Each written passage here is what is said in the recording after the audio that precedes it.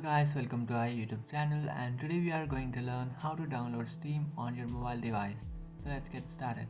So if you want to download Steam on your mobile device, what you have to do is just open up your Play Store application. After opening up your Play Store application, in search bar you can search for Steam.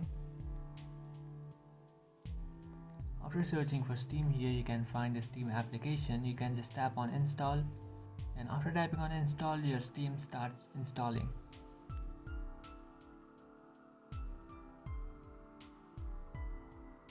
After completing the installation process, you can just tap on open, and after tapping on open, now you can create a Steam account, or you can sign into your Steam account by entering Steam account name and password. So that's it guys, this is how to download Steam on your mobile device. If you find this video helpful, don't forget to like and subscribe to our channel. If you have any doubts, feel free to comment below. Thanks for watching.